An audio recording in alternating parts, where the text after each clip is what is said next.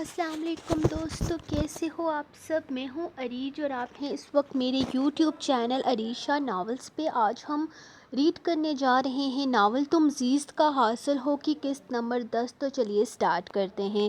تم زیست کا حاصل ہو قسط نمبر 10، تحریر عریج شاہ۔ عالیہ کو گئے آج 24 دن گزر چکے تھے۔ وہ بہت پریشان رہنے لگا تھا۔ ہر وقت اس کے ذہن پر عالیہ ہی سوار رہتی۔ تو کیا عالیہ اس کی وجہ سے اپنا خواب ادھورا چھوڑ کر چلی گئی تھی؟ وہ ڈاکٹر بننا چاہتی تھی۔ وہ چاہتی تھی کہ اس دنیا میں اس کی کوئی پہچان ہو۔ عالیہ نے جب ہوش سنبھالا تو اپنے آپ کو ایک یتیم خانے میں پایا۔ عالیہ ان بچوں میں سے تھی جن کے والدین انہیں پیدا کر کے چھوڑ دیتے ہیں۔ وہ بہت لائق تھی۔ وہ ہمیشہ سکندر کو کہتی تھی کہ اس دنیا میں اس کا سکندر کے علاوہ اور کوئی نہیں ہے، اور یہی بات رہ رہ کر سکندر کو ستا رہی تھی۔ آج 24 دن بعد اسے پولیس اسٹیشن سے فون آیا تھا۔ پولیس کو ایک لڑکی برآمد ہوئی تھی جس کے ساتھ گینگ ریپ ہوا تھا۔ سکندر کو یہ بات کسی دھکے سے کم نہ لگی تھی۔ سارے راستے وہ دعائیں کرتا رہا کہ وہ لڑکی عالیہ نہ ہو جو پچھلے 2 سال سے اس کی کلاس فیلو تھی۔ پولیس نے ڈرگس کے کیس میں ایک جگہ چھاپا مارا تھا جہاں سے 6 لڑکوں کے ساتھ ایک لڑکی ملی۔ پچھلے 24 دن سے یہ لڑکی ان لوگوں کے ساتھ تھی۔ یہ لوگ اسے اپنی زیادتی کا نشانہ بناتے رہے۔ انہوں نے مزید بتایا کہ اس لڑکی کو کلب سے باہر نشے کی حالت میں اغوا کیا گیا تھا اور تب سے ہی یہ لڑکی ان لوگوں کے ساتھ ہے۔ گمشدگی کی رپورٹ سکندر نے درج کروائی تھی، اسی لیے سکندر کو اسے اپنے ساتھ لانے کی اجازت مل گئی تھی۔ سکندر اسے لے کر اپنے فلیٹ میں آیا تھا کیونکہ اس حالت میں وہ اسے ہاسٹل نہیں چھوڑ سکتا تھا۔ عالیہ کی حالت برسوں سے بیمار لوگوں جیسی ہو گئی تھی۔ عالیہ کی دماغی حالت بھی خراب ہو چکی تھی۔ وہ سکندر کو بھی نہیں پہچان رہی تھی یا پہچان کر بھی انجان بن رہی تھی۔ سکندر نے اسے کھانے کے لیے کہا تو اپنی ہی سوچوں میں کہیں گم تھی۔ 2-3 بار سکندر نے اسے بلایا تو اسی حالت میں بیٹھی رہی۔ اسے مخاطب کرنے کے لیے سکندر نے اس کے کندھے پر اپنا ہاتھ رکھا تھا۔ عالیہ ڈر کر اس سے دور ہٹی۔ عالیہ کیا ہو گیا ہے؟ میں سکندر ہوں۔ عالیہ اسے انجان نظروں سے دیکھ رہی تھی۔ سکندر، اس نے زیر لب بڑبڑایا، شاید یاد کرنے کی کوشش کر رہی تھی کہ وہ کون ہے۔ عالیہ، میں سکندر۔ سکندر نے پھر سے اپنی طرف اشارہ کیا تھا۔ پھر جیسے عالیہ کو سکندر یاد آ گیا اور پھر سکندر کے گلے لگ کر وہ بہت روئی، اتنا روئی کہ سکندر کی آنکھوں میں بھی آنسو آ گئے۔ سکندر، ان لوگوں نے میرے ساتھ، عالیہ ٹوٹے پھوٹے الفاظ ادا کرنے لگی۔ سکندر، کیوں چھوڑ آئے تم مجھے وہاں اکیلے؟ وہ روئے جا رہی تھی۔ I'm sorry عالیہ، میں نے بہت بڑی غلطی کی، پلیز مجھے معاف کر دو۔ وہ اس سے معافی مانگ رہا تھا۔ وہ اسے ایسے ہی گلے لگی رہی۔ ساری غلطی میری ہے، مجھے تمہیں وہاں چھوڑ کر آنا ہی نہیں چاہیے تھا۔ سکندر، ان لوگوں نے مجھے بہت مارا، تم نہیں آئے نا مجھے بچانے؟ سوری عالیہ، اب میں تمہیں کبھی چھوڑ کر نہیں جاؤں گا، بس ایک بار مجھے معاف کر دو۔ عالیہ کی حالت بہت خراب تھی۔ ڈاکٹر نے اس کی ذہنی حالت پر شبہ کیا تھا۔ عالیہ کو اگر کہیں بٹھا دیا جاتا تو وہ کہیں گھنٹے وہیں بیٹھی رہتی، لیکن سکندر چاہتا تھا کہ عالیہ واپس پہلی والی عالیہ بن جائے۔ وہ چاہتا تھا کہ عالیہ پھر سے کالج جوائن کر لے، لیکن اب وہ لائق فائق عالیہ نہیں تھی۔ وہ عالیہ جو ہر وقت سکندر سے محبت کا اظہار کرتی تھی، وہ عالیہ جو کلاس میں سب سے آگے رہتی تھی، وہ عالیہ جس کا فیشن دیکھ کر کالج کی ساری لڑکیاں جل جاتی تھی، وہ عالیہ جو اپنی مستی میں مست رہتی تھی، یہ تو کوئی اور ہی عالیہ تھی۔ ویران آنکھیں، بکھری حالت، وہ تو کسی سے بھی بات تک نہیں کرتی تھی۔ البتہ صوفیہ نے بہت کوشش کی تھی اسے اپنے ساتھ ہاسٹل واپس لے جانے کی، لیکن سکندر نے منع کر دیا تھا۔ وہ نہیں چاہتا تھا کہ اس کی حالت کے بارے میں کالج میں کسی کو بھی پتہ چلے، اسی لیے پچھلے 2 ہفتے سے وہ اسی کے ساتھ اسی کے فلیٹ میں رہ رہی تھی۔ سکندر ہر وقت اس کے ساتھ رہتا، اس کا خیال رکھتا، ہمیشہ اس کے آگے پیچھے لگا رہتا، کیونکہ سکندر کو لگتا تھا کہ اس کی اس حالت کا وہ ذمہ دار ہے۔ سکندر چاہتا تھا کہ وہ اپنی پرانی روٹین میں واپس آ جائے، اور اسی کوشش میں وہ کامیاب بھی ہو رہا تھا۔ عالیہ آہستہ آہستہ اپنی پرانی روٹین میں واپس آ رہی تھی۔ وہ اب پہلے سے کافی بہتر ہونے لگی تھی۔ سکندر کی توجہ نے اسے بہت جلد ٹھیک کر دیا تھا۔ عالیہ نے ان لوگوں کے خلاف کوئی کیس درج نہیں کروایا تھا۔ سکندر چاہتا تھا کہ عالیہ کو انصاف ملے، لیکن عالیہ نے کہہ دیا تھا کہ اب وہ ان لوگوں کی شکل بھی کبھی دیکھنا نہیں چاہتی، اسے ان لوگوں سے ڈر لگتا ہے۔ ڈرگس کے کیس میں وہ لوگ ویسے بھی 10 سال کے لیے اندر جا چکے تھے۔ عالیہ واپس کالج نہیں جانا چاہتی تھی۔ سکندر کے بہت اصرار کرنے پر بھی وہ کالج نہ گئی۔ سارے کالج میں یہ بات پھیل چکی تھی کہ عالیہ سکندر کے فلیٹ میں رہتی ہے۔ اس بات کو سکندر نے کوئی امپورٹنس نہ دی تھی۔ سکندر کی فلیٹ میں صرف 2 ہی کمرے تھے، جس میں ایک میں سکندر اور دوسرے میں عالیہ رہ رہی تھی۔ ابھی تک نویرا کو صرف پھول وصول ہو رہے تھے، لیکن آج حد ہو گئی تھی۔ آج اسے ایک گفٹ بھی ملا تھا۔ اس نے جب یہ گفٹ کھولا تو اس کے اندر ایک خوبصورت جویلری باکس میں بریسلٹ تھا۔ نویرا کا تو جیسے دماغ ہی خراب ہو گیا۔ اسے رہ رہ کر ولید پر غصہ آ رہا تھا۔ وہ بنا اجازت اس کے آفس میں آئی اور غصے سے تمام چیزیں اس کے ٹیبل پر پٹکی۔ ابھی تک میں آپ کی تمام حرکتوں کو اگنور کر رہی تھی مسٹر ولید، لیکن اب مجھے لگتا ہے کہ مجھے بہت پہلے ہی ان سب کے خلاف ایکشن لے لینا چاہیے تھا۔ آپ کے اپنے گھر کیا ماں بہنیں نہیں ہیں؟ وہ غصے سے بولی۔ بدلے میں ولید مسکرایا۔ ماں بہن نہیں ہے، اسی لیے تو میں چاہتا ہوں کہ میری ایک بیوی کو اپنے گھر لے جاؤں۔ تو کیا خیال ہے؟ آپ کو پرپوزل قبول ہے؟ وہ شوق ہوا۔ اپنی فضول بکواس گفتگو بند کریں۔ آپ کی ہمت کیسے ہوئی؟ وہ غصے سے بولی۔ ولید مسکرایا۔ انتہائی گھٹیا اور فضول انسان ہیں آپ۔ مجھے لگا تھا کہ ان 3 مہینوں کی جاب ختم کر کے میں آپ کی نوکری چھوڑ دوں گی، لیکن تو یہ تھی آپ کی پلاننگ۔ ولید نے مسکراتے ہوئے کہا۔ اپنی بکواس بند کیجیے مسٹر ولید۔ اس نوکری کو چھوڑنے کے بدلے آپ مجھ پر فراڈ کا کیس کریں گے نا؟ تو آپ کوئی بھی کیس کریں، مجھے کوئی فرق نہیں پڑتا۔ وہ غصے کی انتہا پر تھی۔ جی ہاں، میں آپ پہ کیس کر سکتا ہوں، اور میں آپ پر کیس ضرور کروں گا، لیکن فراڈ کا نہیں بلکہ چوری کا۔ ارے آپ نے میرا دل چرایا ہے، یہ کیس بنتا ہے نا آپ پر۔ وہ اب بھی مسکرا رہا تھا۔ آپ کا دماغ بالکل خراب ہو چکا ہے اور اب آپ کے آفس میں کام نہیں کر سکتی۔ جا رہی ہوں یہاں سے آپ کی یہ جاب چھوڑ کر۔ وہ ایک اور سیکنڈ آپ کے آفس میں نہیں رہ سکتی۔ بہت اچھا فیصلہ کیا ہے آپ نے نویرا جی۔ آفس نہیں چھوڑیں گی تو میرے گھر کیسے آئیں گی؟ فضول انسان۔ اب نہ تو میں آپ کے آفس میں آؤں گی اور نہ ہی آپ کے گھر میں، سمجھے آپ؟ گھر میں تو آپ ضرور آئیں گی، کیونکہ میرا گھر آپ کا انتظار کر رہا ہے اور گھر کا مالک بھی۔ وہ اب بھی مسکرا رہا تھا۔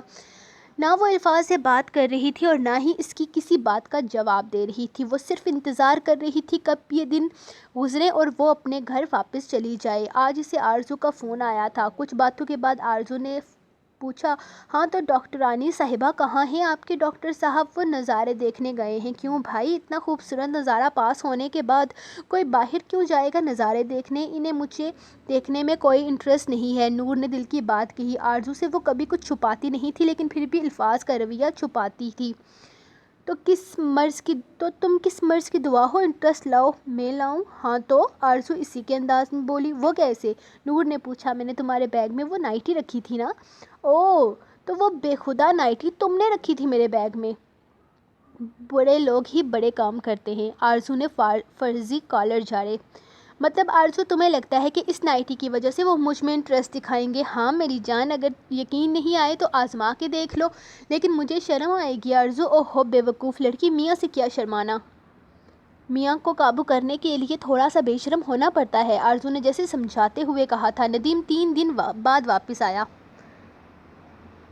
کہاں سے آ رہے ہیں آپ؟ سمیرا نے پوچھا۔ تم سے مطلب؟ ندیم نے غصے سے کہا۔ مجھ سے مطلب ہے، بتائیں کہاں تھے آپ؟ وہ اس سے زیادہ غصے سے بولی تھی۔ ندیم کو کچھ شک ہوا۔ جہاں بھی جاؤں میری مرضی، تم سے کوئی لینا دینا نہیں ہے، اپنا منہ بند رکھا کرو۔ آپ چاہے جو بھی کریں، میں بس اپنا منہ بند رکھ کر بیٹھی رہوں؟ کیوں؟ بتاؤ کہاں تھے تم اور کہاں سے آ رہے ہو اس وقت؟ وہ غصے سے ادب و احترام بھول گئی تھی۔ کہاں سے آ رہا ہوں یہ پوچھ رہی ہو نا تم؟ کہاں سے آ رہا ہوں جاننا چاہتی ہو تو سنو، اپنی بیٹی کی لاش دفنا کے آ رہا ہوں میں۔ ندیم غصے سے دہاڑتے ہوئے بولا۔ اور کچھ جاننا چاہتی ہو تم؟ بولو کیا بتاؤں تمہیں؟ وہ غصے سے بولے جا رہا تھا، جبکہ سمیرا شاک کی کیفیت میں تھی۔ مطلب نوشین نے تمہارے بارے میں سچ بتایا تھا؟ اس نے بتایا تھا کہ تم شادی شدہ ہو اور 3 بچوں کے باپ بھی ہو۔ تم نے مجھے دھوکہ دیا ندیم میں تمہیں زندہ نہیں چھوڑوں گی، دفع ہو جاؤ، نکل جاؤ میرے گھر سے، دفع ہو جاؤ یہاں سے۔ وہ غصے سے پاگل ہو رہی تھی۔ یہ تمہارا گھر نہیں ہے سمیرہ بی بی، یہ میرا گھر ہے، اس گھر کا چپا چپا میرے بیٹے کے نام ہے، یہاں سے میں نہیں جاؤں گا، یہاں سے تم جاؤ گی ابھی اور اسی وقت، نکل جاؤ میرے گھر سے۔ اس نے سمیرہ کے سر پر دھماکہ کیا تھا۔ میں تمہیں طلاق دیتا ہوں، طلاق دیتا ہوں، طلاق دیتا ہوں۔ ندیم نے غصے سے سمیرہ کی طرف دیکھتے ہوئے کہا، ندیم تم نے میرے ساتھ، میں تمہیں کبھی اس کے لیے معاف نہیں کروں گی، تمہیں کبھی میری محبت کی ضرورت نہیں تھی، تمہیں صرف دولت کے لیے خوش ہو اپنی دولت کے ساتھ۔ الفاظ کہاں ہے؟ میں اسے لے کر جاؤں گی سکندر ہمیشہ کے لیے، اس نے اپنے بیٹے کو پکارتے ہوئے کہا۔ وہ میرا بچہ ہے اور اب تو یہ ساری جائیداد بھی میرے بیٹے کے نام ہے، اگر وہ چلا جائے گا تو مجھے کیا حاصل اتنے ناٹک کا؟ یاد رکھنا سمیرہ، اگر تم نے کوئی بھی چالاکی کرنے کی کوشش کی تو میں تمہارے بیٹے کو جان سے مار دوں گا۔ دولت کے نشے میں وہ بھول چکا تھا کہ جس کو مارنے کی وہ بات کر رہا ہے وہ اس کا اپنا ہون ہے۔ 4 سال سے یہ ڈرامہ کر کر کے اب میں تھک چکا ہوں سمیرہ، اب مجھ سے مزید یہ ڈرامہ نہیں ہوتا، اب یہ ساری دولت میرے بیٹے کے نام ہے۔ آج ندیم نے سمیرہ کو اصل رنگ دکھاتے ہوئے اسے اسی کے گھر سے نکال دیا تھا۔ آرزو ہر وقت اسے الفاظ نامہ سناتی رہتی، پھر اسے یہ خواب کسی اور نے نہیں بلکہ اس کی اپنی سگی بہن نے دکھائے تھے کہ الفاظ تم سے اتنی محبت کرتا ہے کہ تمہارے لیے یہ کر سکتا ہے، تمہارے لیے وہ کر سکتا ہے۔ ہر وقت الفاظ الفاظ کر کے اس نے نور کے ذہن میں الفاظ کو بری طرح سے سوار کر دیا تھا، اور اس کام کے لیے الفاظ نے خود آرزو سے کہا تھا کہ آرزو تم نور کے سامنے الفاظ کی تعریفیں کرو، اسے اس کی محبت کا احساس دلائے جس میں آج وہ کامیاب بھی ہو گئی تھی۔ نور آرزو سے بہت محبت کرتی تھی، اس کی ہر بات مانتی تھی، اور آج نور نے اس کی نائٹی والی بات بھی مان لی تھی۔ الفاظ اس سے محبت کرتا ہے تو اس سے اس طرح دور کیوں رہتا ہے؟ پہلے اسے لگتا تھا کہ اسے کام کی بہت ٹینشن ہے، لیکن یہاں آنے کے بعد تو وہ اس سے دور رہتا تھا۔ تو کیا الفاظ کی اس رویے کی کوئی اور وجہ تھی؟ کہیں الفاظ کسی اور لڑکی میں انٹرسٹڈ تو نہیں ہے؟ پچھلے 1 گھنٹے سے وہ واش روم میں بند اپنی نائٹی پہنے کھڑی بہت کچھ سوچ رہی تھی۔ یہ تو بہت خراب ڈریس ہے، میں یہ پہن کر الفاظ کے سامنے کیسے جاؤں گی؟ نہیں، میں یہ نہیں پہنوں گی، میں اتار دیتی ہوں اسے۔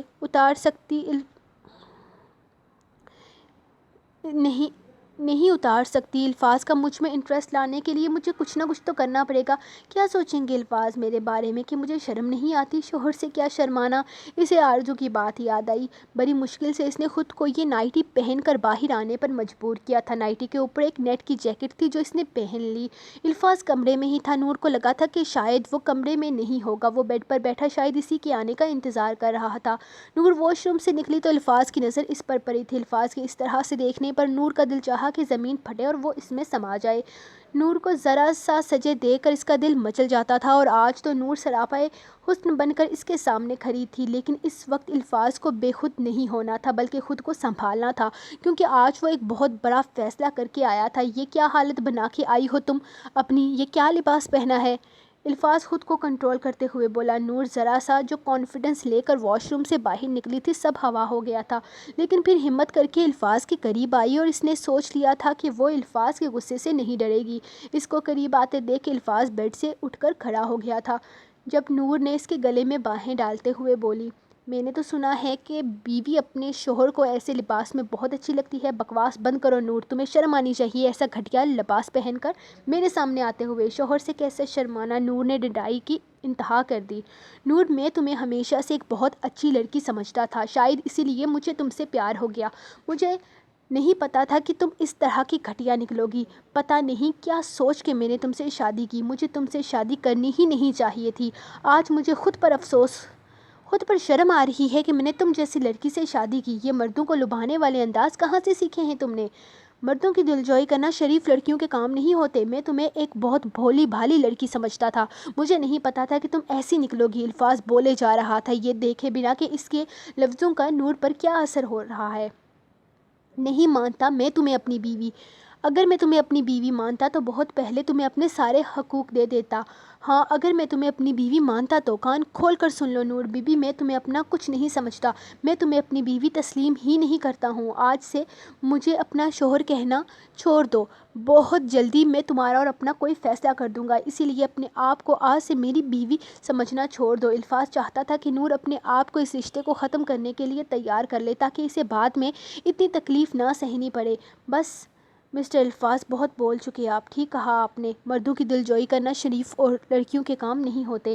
نور نے روتے ہوئے کہا، کوئی اچھی لڑکی نہیں ہوں میں، اتنی بری ہوں کہ چاہتی ہوں کہ میرا شوہر مجھ سے محبت کرے۔ آج میں آپ کو بد کردار لگ رہی ہوں؟ ہاں، میں ہوں بد کردار، اپنے شوہر کی دل جوئی کرنے کی کوشش کر رہی تھی، بے وقوف ہوں، سمجھ ہی نہیں آتا کہ آپ کو ضرورت ہی نہیں ہے، میری گھٹیا عورت ہوں، اسی لیے سچتی ہوں کہ شاید میرا شوہر مجھے دیکھنے لگے۔ نور روتے ہوئے بول رہی تھی اور وہ خاموشی سے کھڑا اس کے آنسو دیکھ رہا تھا۔ بری ہوں، گھٹیا ہوں، بد کردار ہوں، جیسی بھی ہوں الفاظ صاحب، آج کے بعد آپ کو میری شکل دیکھنے کو نہیں ملے گی۔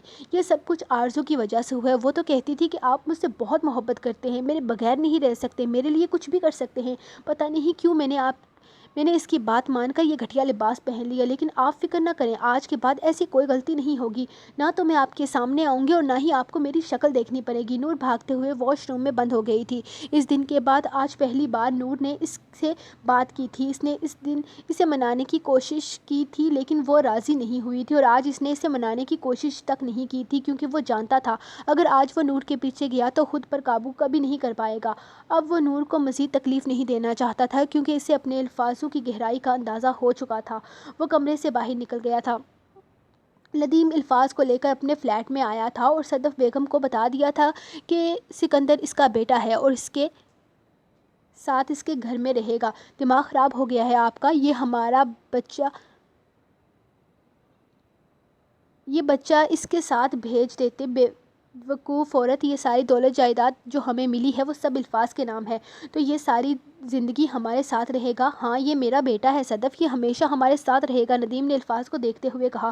اور ایک بات کان کھول کر سن لو، اس کے ساتھ کوئی بھی سوتیلا پن کرنے کی ضرورت نہیں ہے، الفاظ کو کبھی اس بات کا پتہ نہ چلے کہ اس کی اصل ماں کہاں ہے۔ اس نے اپنے 2.5 سالہ بیٹے کی طرف دیکھتے ہوئے کہا، بابا یہ بیبی کون ہے؟ 7 سالہ عمیر الفاظ کے گول مول گالوں کو چھوتے ہوئے بولا، یہ آپ دونوں کا بھائی ہے اور ہمیشہ آپ کے ساتھ رہے گا، اللہ میاں نے ہم سے گڑیا لے لی اور اس کے بدلے میں یہ الفاظ کو بھیج دیا۔ 4 سالہ شہریار مسکراتے ہوئے بولا، ہاں جان، اللہ تعالیٰ نے آپ دونوں کے لیے گفٹ بھیجا ہے۔ عمیر اور شہریار نے کھلے دل سے اپنے چھوٹے بھائی کو قبول کر لیا تھا، لیکن صدف بیگم کے دل میں نفرت کی ایک لہر اٹھی تھی، اس نے ایک دوسری عورت کے وجود سے اپنے شوہر کی پیدا کی اولاد کو قبول نہ کیا۔ فی الحال وہ کچھ بھی نہیں بول سکتی تھی کیونکہ یہ 2.5 سال کا بچہ کروڑوں کی جائیداد کا مالک تھا، لیکن صدف بیگم نے الفاظ کو کبھی دل سے قبول نہ کیا تھا۔ بھیا، آپ ایک بار مجھ سے پوچھ تو لیتے، نویرا کو جیسے افسوس ہو رہا تھا۔ کیا ہو گیا ہے نویرا تمہیں؟ کیا تمہیں لگتا ہے میں تمہارے پوچھے بنا کوئی فیصلہ کروں گا؟ نویرا، میں تم سے پوچھے بغیر کوئی فیصلہ نہیں کروں گا، لیکن تمہیں ایک بات ضرور بتاؤں گا۔ ولی تم سے پہلی بار ملا تھا تو اس نے مجھے بتایا تھا کہ وہ کسی کو پسند کرنے لگتا ہے، اس دن مجھے بہت خوشی ہوئی تھی کہ میرے دوست نے اپنی زندگی کا کوئی فیصلہ کیا ہے، لیکن جانتی ہو جس دن اس نے مجھے یہ بتایا کہ وہ لڑکی تم ہو، اس دن میری خوشی کا کوئی ٹھکانہ نہیں تھا کیونکہ مجھے میری بہن کے لیے ایک پرفیکٹ انسان ملا تھا۔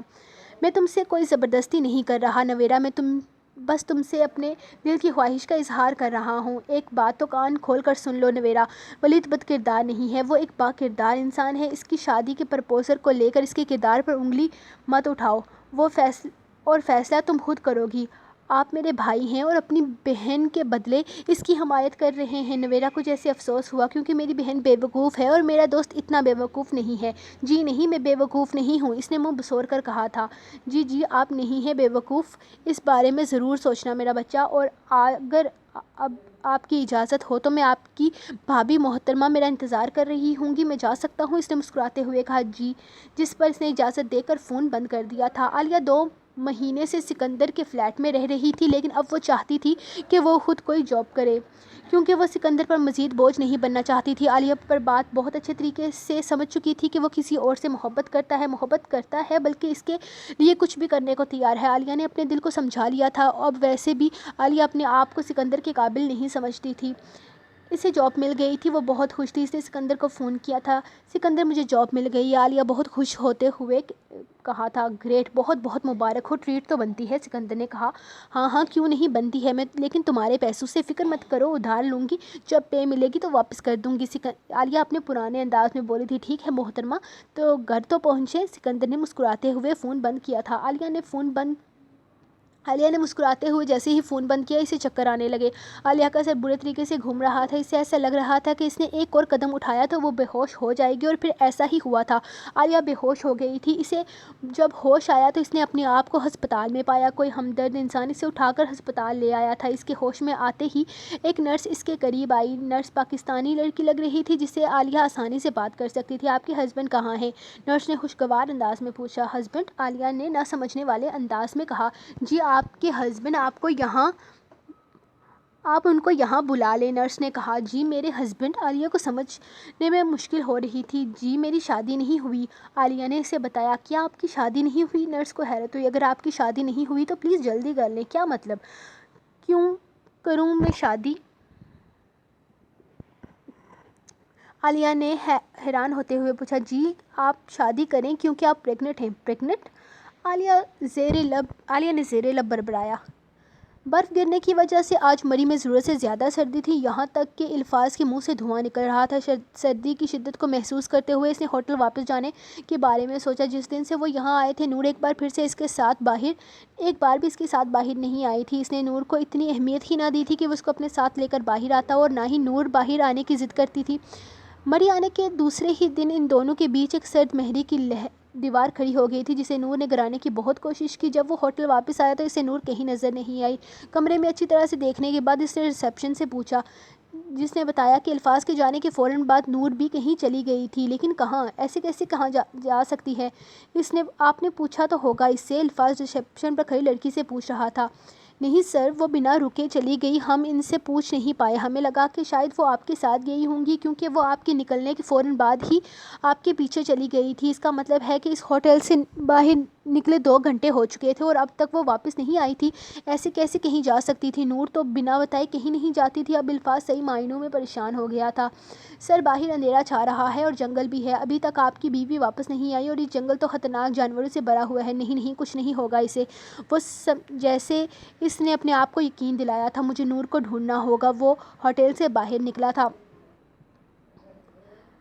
سکندر خود اسے ہسپتال سے لینے گیا تھا۔ گاڑی میں وہ بار بار ایک ہی بات کہہ رہی تھی، نہیں میں مزید زیادتی نہیں ہونے دوں گی، اسے اپنے ساتھ میں آپریشن کروا لوں گی، لیکن مجھے نہیں چاہیے یہ بچہ۔ عالیہ تم نے سنا نہیں ڈاکٹر نے کیا کہا؟ تم نہیں کروا سکتی ایسا کچھ بھی، اس بچے کو دنیا میں لانا ہوگا۔ اگر تم نے اس بچے کو سب کے ساتھ کچھ بھی برا کرنے کے بارے میں سوچا تو مت بھولو، تمہاری اپنی جان بھی جا سکتی ہے۔ ہاں چلی جائے میری جان، مجھے فرق نہیں پڑتا، لیکن اس گناہ کو ساتھ لے کر نہیں جی سکتی۔ پچھلے 22 سالوں سے میں نے یتیموں کی زندگی گزاری ہے، میں جانتی تک نہیں ہوں کہ میرا باپ کون ہے، اور تم چاہتے ہو کہ میں اس بچے کے ساتھ بھی ایسا ہی ہو۔ کون ہے اس کا باپ؟ جانتے بھی ہو تم ان لوگوں کے گناہ کی سزا تم اس بچے کو کیوں دے رہی ہو؟ یہ وجود اللہ تعالیٰ کی طرف سے تمہیں ملا ہے، اسے اللہ کی طرف سے ایک تحفہ سمجھ کر قبول کر لو۔